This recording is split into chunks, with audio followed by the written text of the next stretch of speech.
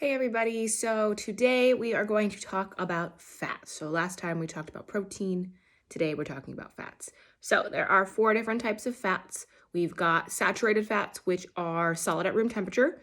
We've got unsaturated fats, which are liquid at room temperature, and there's 2. There's monounsaturated and polyunsaturated.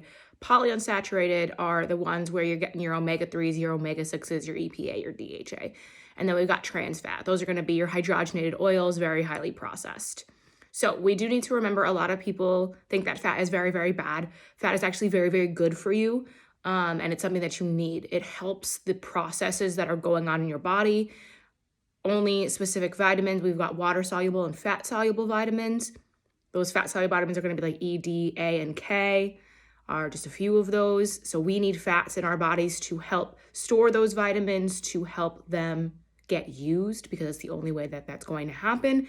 And also remember that certain parts of your brain are going to require fat to run. So certain neurons, certain pathways, nerves, all of that fat is going to help lubricate that and help your body process and move the way that it's supposed to.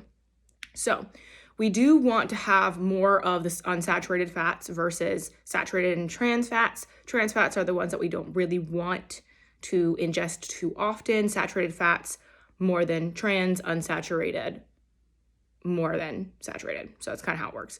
The types of saturated fats we will find in milk, cheese, meats, tropical oils like coconut oil.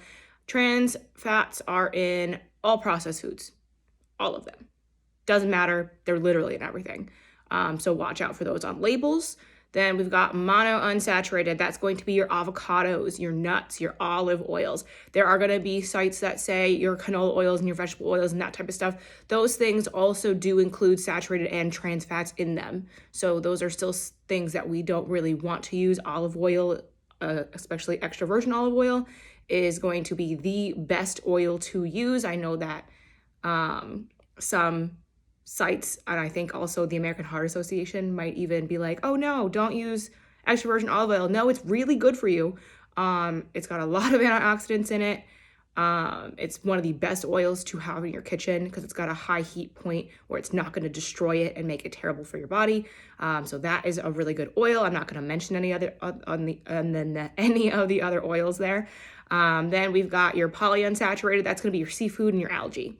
So that's going to be, again, omega-3s, omega-6s, your fish oil supplements, that type of thing. Where you're getting those omega-3, omega-6, EPA, DHA, that's going to be super important for your gut health, super important for your brain health and your immunity over a long span of time. Remember, with fats, if anything says low fat, if anything says fat-free, make sure you're reading the label on that. There is something that companies put in there to make it so that it is low fat or fat free. It's normally a chemical or a trans fat because it's less caloric than the other types of fats. But pretty much anything that says that, even the same thing goes for sugars when we get into a deeper dive into carbs later. Things that make anything free or low, we don't want them. We want things to their closest natural state as humanly possible. So that is fats.